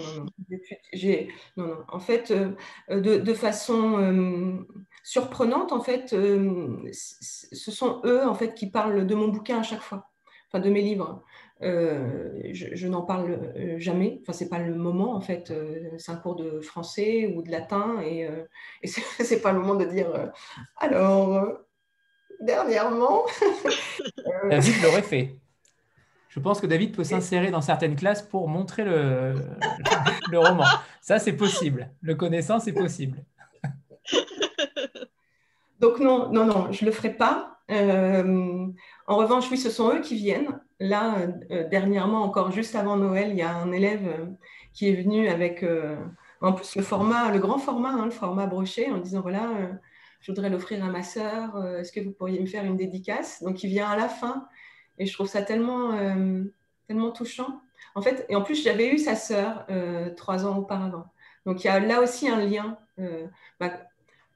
Comme vous l'avez dit tout à l'heure, la filiation, la transmission est importante pour moi. Et là, quand je vois que finalement, ce livre-là se transmet aussi, c'est vraiment émouvant, touchant. Voilà. Enfin, pour moi, c'est vraiment un bonheur assez démentiel. Et alors, ce qui est rigolo, enfin, pas ce qui est rigolo, mais ce qui est intéressant, c'est que là, ce livre-là est sur des prix, le premier, en fait, à Crier dans les ruines, est passé en poche. Donc là, il y a des prix, il y a des lycéens qui l'ont lu. Donc, je vais rencontrer des lycéens. Et donc, là, c'est marrant parce que je ne vais plus être dans mon rôle de professeur, mais alors je ne vais plus voir mes élèves pour justement aller parler de mon livre à d'autres élèves. Donc, c'est intéressant. Mais là, je change de casquette. Je ne suis plus en train de leur dire de se taire ou d'écouter. Là, je suis là pour parler du livre. Donc, c'est complètement différent. Mais je me rends compte qu'ils sont très curieux, en fait, de savoir déjà combien... Alors, en fin d'heure, ils me posent cette question-là. Mais combien vous en avez vendu? Et ça vous rapporte combien? Mais pourquoi vous êtes encore là avec nous? Ça, ce sont des questions pour eux. En fait, ils se demandent pourquoi je suis encore avec eux. Voilà, parce c'est plutôt rassurant. Ça veut dire que le métier, entre guillemets, d'écrivain fait encore rêver. Et en tout cas, tout le monde pense que être écrivain, c'est bien réussir dans la vie. Oui, tout à fait. Oui, c'est vrai. Oui, il y a un côté finalement... et alors, ce qui est très rigolo, c'est que parfois, je peux aussi parler d'un livre ou étudier un livre et leur parler de l'auteur, par exemple, parce que je peux avoir discuté aussi avec cet auteur-là. Et donc, c'est un éclairage aussi sur l'œuvre elle-même. Ça m'apporte finalement d'autres pistes par rapport à ce que je pouvais avoir auparavant. Et donc, je leur dis, ah bah oui, alors en fait, cet auteur-là m'a dit que... Et donc, tout de suite, c'est mais comment, madame, comment vous lui avez parlé? Alors, oui, je lui ai parlé. Alors, c'est très rigolo, en fait, parce qu'ils savent en même temps que j'en écris, mais quand je parle à d'autres auteurs, c'est « Ah, mais comment ?» Enfin, donc voilà, c'est rigolo. Ils sont touchants. David, moi, j'aimerais bien avoir ton avis sur... et alors, à tous les deux, c'est une question un petit peu pas évidente pour tous les deux, mais... est-ce que vous vous conditionnez l'un et l'autre, alors Alexandra à écrire pour, entre guillemets, rentrer dans le catalogue des forges, ou alors est-ce que David, tu insères une sorte de clé pour que l'écriture d'Alexandra entre dans les forges? Je parle par rapport à ce parallèle-là de À crier dans les ruines où tu nous disais que ce n'était pas forcément quelque chose qui rentrait dans ta ligne, mais que tu avais quand même été séduit et que tu ne pouvais pas ne pas la publier. Est-ce que sur ce deuxième-là, est-ce qu'il y a eu un travail particulier entre vous deux pour modifier quelque chose et pour que ce soit, entre guillemets, plus forge, étiqueté plus forge? En fait, David est un tortionnaire, on ne le sait pas comme ça, mais en fait, tous les matins, il m'appelle, il dit alors, t'as écrit combien de lignes hier? Oui, est-ce que ça rentre dans le catalogue des forges? Oui, non, mais du magique. C'est ça. Non, pas du tout. Enfin, je te laisse répondre, David, et puis après, je compléterai. Oui, tu corrigeras, peut-être plus que compléter, mais non, déjà, je le redis toujours, en fait, on a l'impression parfois, alors on n'a pas fait beaucoup de rencontres en librairie cette année, mais c'était dans le passé, quand on était en librairie, parfois en discutant avec les lecteurs et lectrices, on a l'impression qu'intuitivement, ils ont deux façons de voir le travail éditorial. Soit on fait rien du tout, soit on coécrit des textes. Alors qu'en fait, la vérité, c'est ni l'un ni l'autre. C'est-à-dire, on fait quelque chose, mais il n'y a aucun mot dans le roman qui ne soit pas un mot de l'auteur ou de l'autrice. moi, je n'écris pas, je ne vais pas dire ça serait bien si tu faisais une allusion à tel ou tel auteur des Forges, je ne fais pas ça. Alors après, je vois ce que tu veux dire, Anthony, sur le fait que qu'un roman soit forgesque, c'est pas juste de faire des allusions, ou voilà, c'est plus profond. Je pense en fait que quand je m'étais dit qu'il fallait publier à Crier dans les ruines, c'est que j'avais l'intuition d'une. C'est pas juste que le texte m'avait beaucoup séduit, c'est d'une forme d'affinité intellectuelle et artistique avec Alexandra. Euh, et donc, il y avait aussi cette idée que quand quelqu'un rentre dans le catalogue, c'est pas juste pour un roman, c'est pour construire une œuvre avec plusieurs romans, c'est-à-dire titre après titre. Et je pense que peut-être par les discussions qu'on a, on s'influence les uns les autres, c'est-à-dire les auteurs des Forges, je ne lis pas simplement les romans qu'ils écrivent, mais aussi les romans qu'ils aiment lire et qu'ils me recommandent. L'an dernier, par exemple, pendant le confinement, une expérience qu'on a tentée, c'est que j'ai appelé tous les auteurs français des Forges, alors tous les auteurs qui vivent sur le territoire français. Donc j'ai aussi appelé Gilberto Villarroel et je leur ai demandé pendant une demi-heure à une heure, selon les auteurs, de me parler de leur lecture. Et en fait, leur lecture, certes, ça me donnait moins envie de lire certains livres. Alors, le problème, c'est que je suis parti avec une liste d'environ 200 livres à lire, et vous devinerez que j'en ai pas lu beaucoup pour l'instant.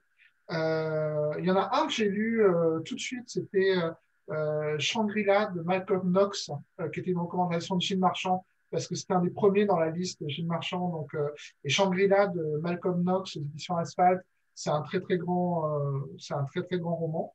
Alors en fait, j'ai triché parce que je l'ai pris aussi parce que c'est un roman qui a été édité par Claire Duvivier. Donc je me suis dit, je coche le truc d'un seul coup. Donc voilà. Le littéraire. Voilà, c'est ça. Mais ça rejoint en fait une question plus profonde qui était posée tout à l'heure sur la question des influences littéraires, des citations, ce type de choses. C'est que dans le texte d'Alexandra, il y a des références explicites à des écrivains, mais il y a aussi beaucoup de références beaucoup plus implicites à d'autres écrivains.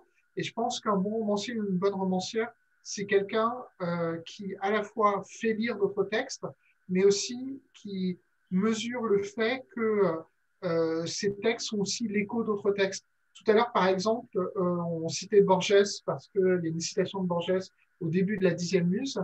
Et Borges disait que il y a beaucoup d'écrivains qui croient être des Adams littéraires, c'est-à-dire que la littérature commence avec eux. Alors qu'en fait, Borges lui-même se perçoit comme l'écho de plein d'autres auteurs. Alors, ça ne veut pas dire qu'on est juste dans la redite, ou voilà, mais alors pour ceux que ça intéresse et qui ont un tempérament un peu théorique, il y a un texte des Forges qui est un texte théorique, qui est la traduction d'un essai littéraire de 1973, je pense, de Harold Bloom. Donc Harold Bloom, c'est un grand professeur de littérature, c'était un Américain qui a très longtemps enseigné à Yale et qui a écrit un petit essai en 1973 qui est sans doute là-bas autant cité que les écrits de Barthes en France. Et cet essai s'appelle « L'angoisse de l'influence ». Et en fait, l'angoisse de l'influence, c'est un essai sur les intertextualités et sur les 6 manières, alors c'est très méthodique, c'est très court, mais c'est très méthodique, les 6 manières dont un écrivain se rapporte aux autres auteurs de son panthéon personnel. C'est-à-dire qu'ils peuvent avoir envie de les effacer, mais même dans l'effacement, ça se voit quand on efface quelque chose. Ils peuvent avoir envie d'être dans une continuité, ils peuvent avoir envie de les surmonter, ils peuvent avoir envie de les contrer. Enfin voilà, je ne me souviens plus par cœur, mais si ça intéresse certains, c'est à la fois intéressant pour les gens qui aiment bien l'histoire littéraire ou la théorie littéraire. Ça peut être aussi intéressant pour les écrivains en herbe, pour voir quel est leur rapport avec leur propre culture littéraire. Mais voilà, donc enfin, on va revenir à ta question précise. Ta question précise, c'est si je fais passer par un filtre pour que ça devienne beaucoup plus forgesque. Je pense pas, mais c'est peut-être juste le fait de se parler régulièrement qui fait que on s'influence les uns les autres. Alexandra? Oui. Alors, moi, tu peux me contredire, hein, c'est... En fait, dans Un cri dans les ruines, moi je trouve que ça n'a pas vraiment été perçu comme ça, mais la nature, elle est déjà personnifiée et elle est, c'était un des objectifs que j'avais, c'était de justement rendre la nature vivante. Quand il y a la catastrophe, ben, on la voit vraiment comme une personne qui est en train de vieillir et de mourir. Et ça, en fait, il y a des personnes qui le caractérisent comme du réalisme magique. Et dans celui-ci, en fait, David, effectivement, on échange pas mal quand même. Et David, il dit toujours, et ça, je pense que c'est, même s'il n'y a pas d'influence directe sur l'œuvre, sur l'écriture, le synopsis, il y a quand même une influence dans le sens où, enfin ce qui est normal, mais dans le sens où il dit, moi, je voudrais que mes auteurs, à chaque livre, se dépassent. Et donc, en bon élève, en quelque sorte, je me suis dit, il faut que j'ai un défi dans ce livre-là, un défi d'écriture. Et le défi d'écriture, ça a été justement ce côté un peu conte gothique avec Florent, puisqu'il y a une perte de la réalité qui est là et qui était effectivement à créer. Ça, c'était pas ce que j'avais écrit dans À crier dans les ruines. À crier dans les ruines, c'est très réaliste. Il n'y a pas de folie, il n'y a pas de perte de repères. Enfin, il y a une perte de repères, mais ce ne sont pas les mêmes. Et là, c'était vraiment ce défi-là. Je me suis donné ce défi, mais sans forcément en parler à David. Quand je lui ai donné le manuscrit, je lui ai donné en entier. Je ne lui ai pas donné par bout, je ne voulais pas lui donner la première partie ou la deuxième ou la troisième, enfin peu importe. Parce que pour moi, la dernière partie est une clé du reste du roman. Et donc, je ne pouvais pas lui faire lire la première partie sans la dernière. Et donc, à chaque fois, on discutait ensemble de ce que je faisais, mais il n'avait pas du tout accès à mon écriture. Et donc, je ne savais pas si j'avais réalisé ce défi. Mais à côté de ça, je savais aussi que David, tout ce qui est conte gothique ou le fantastique ou perte de repères, ça, je savais que finalement, il allait avoir les connaissances pour me dire « Ok, tu as réussi ou tu n'as pas réussi ». Et quand il l'a lu et qu'il m'a fait un très joli retour, je crois que ma première question, ça a été « Est-ce que j'ai réussi justement à bien décrire cette perte de repères et cette montée vers une folie ?» Voilà, enfin, c'était vraiment ma grosse question. Et donc, je pense que c'est plutôt ça. C'est-à-dire, c'est pas est-ce que je rentre dans une ligne éditoriale ou pas, c'est est-ce que je vais réussir à remplir mon défi, en quelque sorte. Et je crois que c'est quelque chose qui... il y a des phrases, en fait, qui restent comme ça. Peut-être, enfin, David, tu n'en as pas forcément... conscience, mais en septembre 2019, j'étais en plein dans l'écriture de la 10e muse et j'étais vraiment dans ces balbutiements et je ne savais pas encore. J'avais Apollinaire, et je commençais justement à créer le personnage de Florent. Et je lui ai fait part en fait de mes doutes. Je lui ai dit mais je ne sais pas où je vais, je ne sais pas si ça va réussir, si au contraire il va falloir tout déconstruire, si ça ne fonctionne pas, enfin si à terme ça ne fonctionne pas. Et il m'a dit écoute Alexandra, poursuis ton geste. Et ça c'est une phrase qui est restée, c'est-à-dire que j'ai poursuivi mon geste. Alors je l'ai poursuivi sur 7 ou 8 mois. Donc c'était un long geste, enfin pour moi c'était un long geste. Je ne savais toujours pas, en lui rendant le manuscrit, si le geste était bon, mais en même temps, en fait, il m'a dit, tu poursuis ton geste et après on verra. De toute façon, et là aussi tu m'avais dit qu'il y avait je crois que c'était un recueil de poèmes que tu avais complètement transformé pour le mettre en roman, je crois, il y avait quelque chose comme ça. Et donc je me suis dit, waouh, s'il peut faire ça, ben, finalement c'est un peu... si mon texte ne lui convient pas, il saura me dire ce qu'il faut que je fasse pour justement arriver à quelque chose de réussi, en quelque sorte.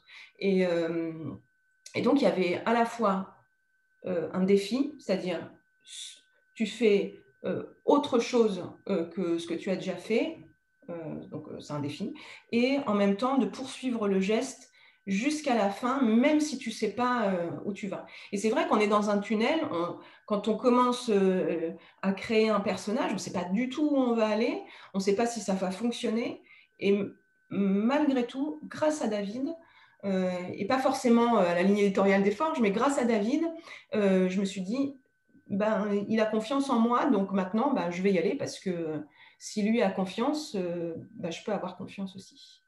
Voilà. Donc, ce n'est pas forcément la ligne éditoriale. Je ne pense pas à la ligne éditoriale. Je pense à plutôt deux personnes qui échangent et du coup qui arrivent justement à être meilleures que si on était seul de chaque côté, en quelque sorte.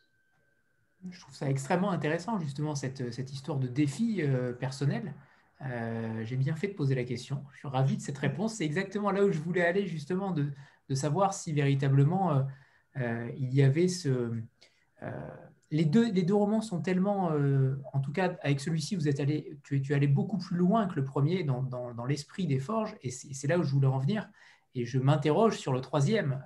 Est-ce que véritablement tu vas encore te mettre un nouveau défi et aller encore plus loin dans cette veine-là, ou rester sur cette veine-là qui, à mon sens, est déjà très forgesque, évidemment.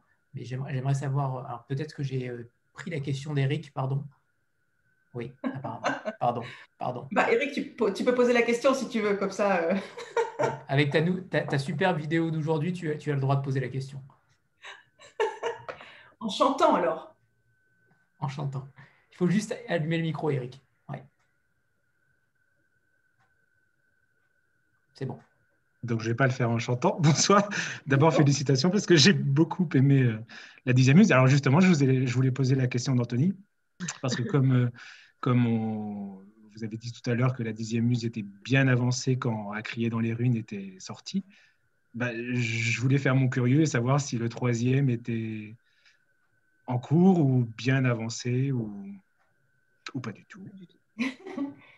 Alors oui, le 3e est déjà en cours d'écriture. En fait, la 10e muse, donc j'ai rendu le manuscrit tout début juillet, fin juin, début juillet.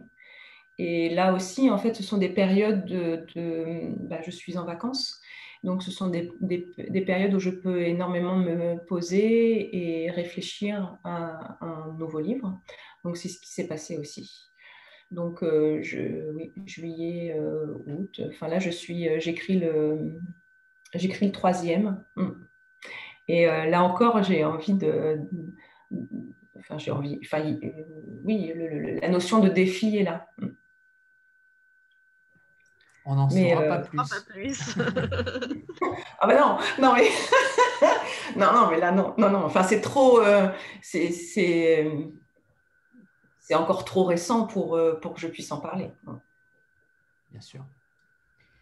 Est-ce qu'on pourrait conseiller ce roman à une jeune personne, un jeune étudiant ou même à un lecteur qui ne connaît pas du tout Apollinaire? À mon sens, oui, mais j'aimerais avoir ton avis en tant que prof de lettres notamment. Est-ce que véritablement c'est une bonne porte d'entrée pour découvrir Apollinaire? Pour moi, oui. En fait, ce qu'il y a, c'est que quand on lit des choses autour d'Apollinaire, ce n'est pas vraiment ce côté-là qui est mis en avant.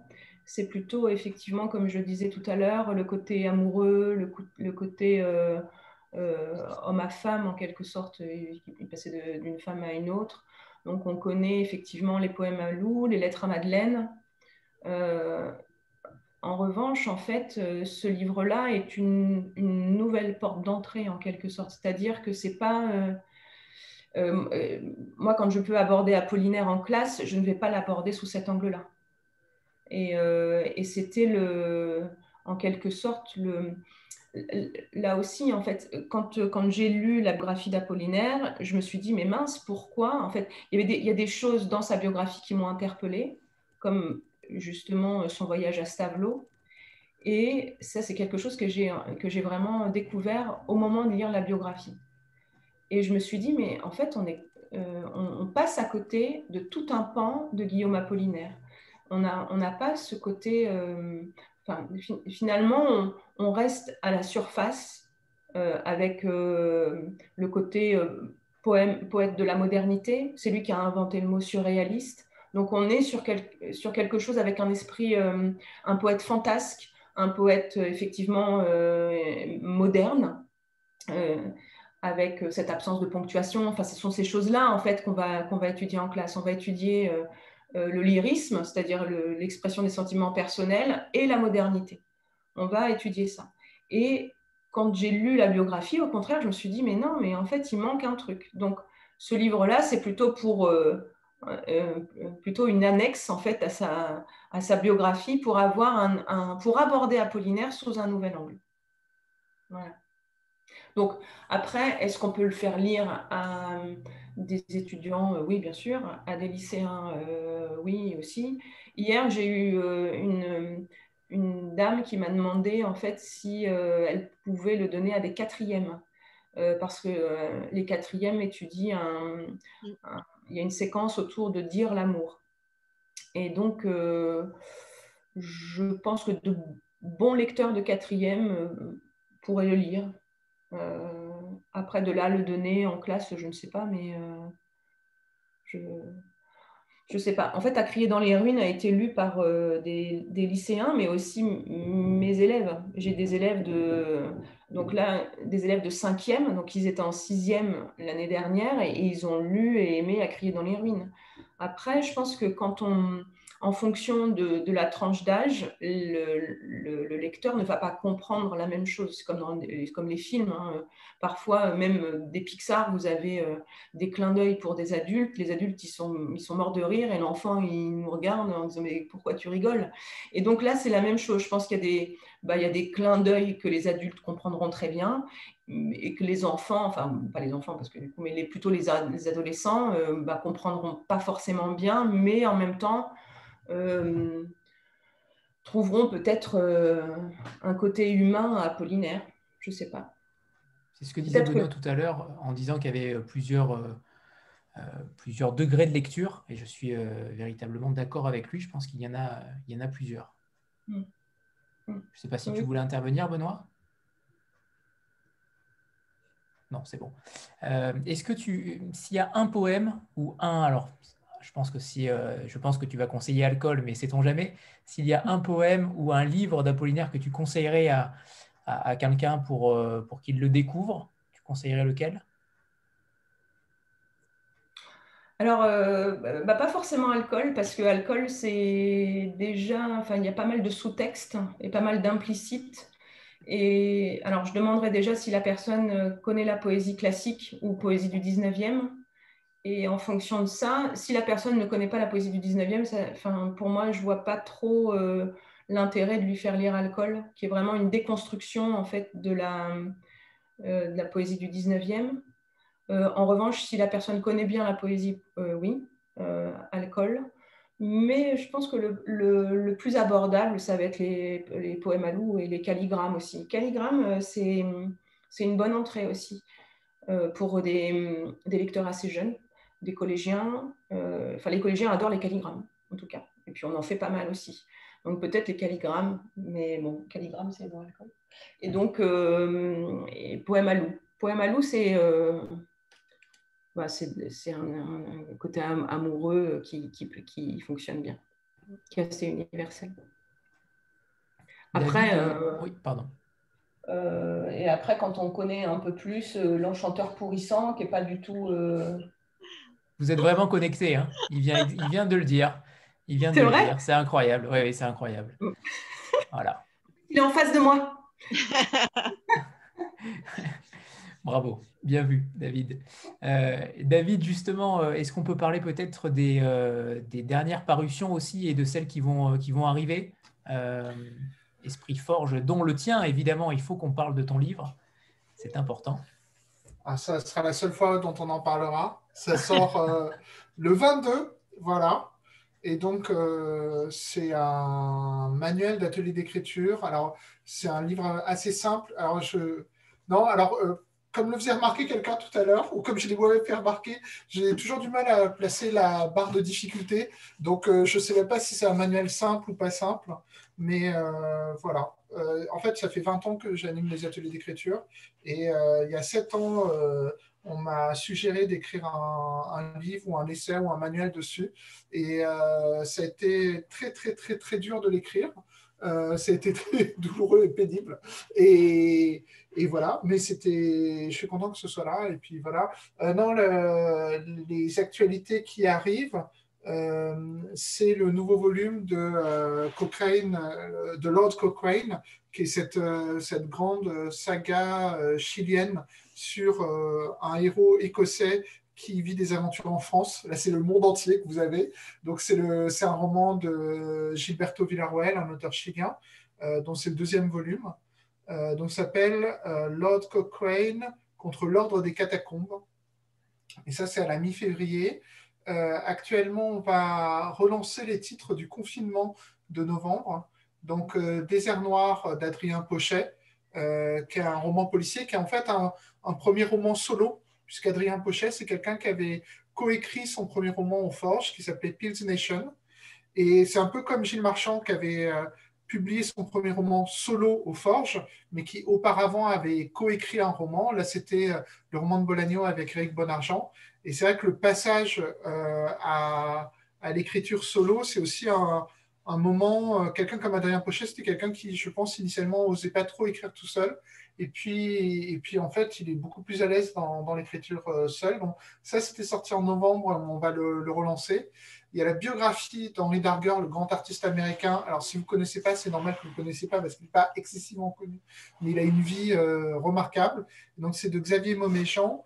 Et là, on met la dernière main au 2e roman de Marie-Fleur Albecker, qui sera en mars, et qui s'appelle Ni seul ni ensemble, qui est un roman sur comment... Alors, c'est la première fois que je vais en parler en public, et je ne sais pas comment en parler. C'est un roman sur les couples mixtes. Voilà, c'est le premier truc que je peux dire. C'est très drôle et très documenté. Ça parle de politique, de plein de choses. En avril, on a le début d'une série de 6 romans de fantasy qui sont dans un univers partagé par Claire Duvivier, que vous avez déjà reçu ici, et Guillaume Chamanidjian, qui sera donc notre primo publiant cette année. Donc chaque année, il y a un primo romancier ou une primo romancière aux Forges. Donc c'est Guillaume Chamanidjian qui rentre dans le catalogue.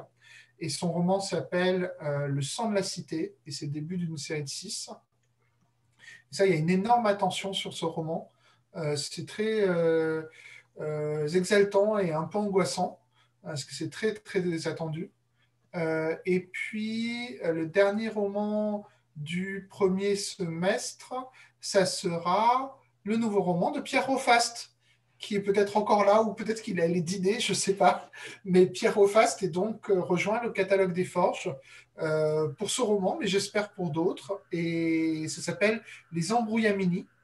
Et là aussi, ça va être la première fois que je vais en parler en public. Je n'avais pas prévu d'en parler, mais c'est l'histoire d'un jeune homme qui grandit, qui mûrit, qui aime et qui vit. Voilà. Et ça a l'air très simple comme ça. Mais la petite surprise, c'est que je trouve que souvent les romanciers, romancières ou les scénaristes de cinéma ont du mal à rendre une idée pourtant évidente pour nous, qui est cette idée où on s'interroge sur à quoi ressemblerait ma vie si j'avais fait un autre choix. Et il a inventé une sorte de dispositif pour dire 2 choses très importantes. Alors là, c'est mon côté un peu théorique, donc ça remonte, mais ce n'est pas un roman très théorique, c'est un très beau roman, pour rendre 2 idées théoriques qui sont que, oui, si on avait fait des choix différents, on aurait des vies différentes, mais qu'en fait, dans tous les mondes alternatifs, c'est-à-dire dans toutes les vies différentes qu'on aurait pu avoir, il y a des choses qui reviennent, qui sont, dont on n'échappe pas, en fait. C'est-à-dire, on peut... c'est un peu comme... c'était Sénèque qui disait « tecum fugis », c'est-à-dire tu fuis avec toi-même. Et donc, quel que soit le monde alternatif où on va, on a des choses qui reviennent, qui sont un peu nos joies et nos fardeaux. Et voilà, c'est très beau et c'est comme ça qu'on finira notre premier semestre. Alors, et on aura peut-être un bonus auquel je tiens beaucoup, mais qui n'est pas un roman. C'est la biographie de Paul Verhoeven, le cinéaste néerlandais, qui pour moi est un modèle d'artiste. Donc j'ai déjà sorti un livre de lui il y a 5 ans. Et là, c'est pas son autobiographie, c'est sa biographie par un journaliste. Et comme son nouveau film, normalement, est à Cannes, c'est Benedetta avec Virginie Efira dans le rôle principal, l'histoire au XVIIIe siècle d'une nonne lesbienne anthropophage, inspirée d'une histoire vraie. Et voilà, si c'est à Cannes et que les cinémas rouvrent, on sort la biographie. Si les cinémas ne rouvrent pas, on décalera sans doute à novembre, en prévision de Noël. Voilà. Et là, vous avez tout mon programme du premier semestre. Voilà. Merci. Merci. Mélanie, peut-être dernière question? Sauf si quelqu'un d'autre... Oui, du coup, David, désolé, mais j'ai vu passer, je crois que c'est sur la FNAC, Un rêve de John Ball et Le Pays creux de William Morris. Ah, alors, ils ont été décalés à 2022. C'est des nouvelles éditions de textes qu'on avait sortis en 2013. Et en fait, on a décidé en 2022 de relancer ce grand projet de traduction de l'intégrale de William Morris. Parce que, donc, William Morris, c'est un auteur important pour les forges, et c'est un très grand auteur. C'était que les gens connaissent plus comme architecte d'intérieur, designer textile, voilà, comme sur ta blouse, ou ta chemise, pardon, ton chemisier.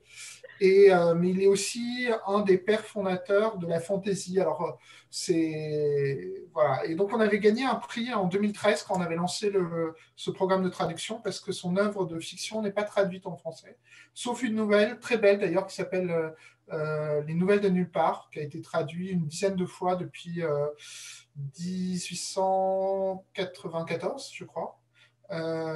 Et en fait, on va relancer William Morris parce que mon but, ça serait de traduire toute la fiction, donc 22 romans, d'ici le bicentenaire de William Morris qui sera en 2034, je crois. Et donc, si on veut être dans les délais, il faut qu'on accélère un peu la cadence. Et voilà. Mais ça sera pour 2022, c'est pas pour 2021. Ça fait partie des nombreuses choses que les confinements à répétition, enfin des nombreux effets que ça a eu, c'est que ça décale des titres. Voilà.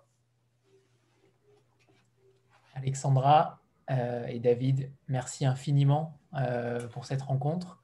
Je crois qu'Alexandra, tu as le micro coupé. Oui. Merci infiniment à tous les deux.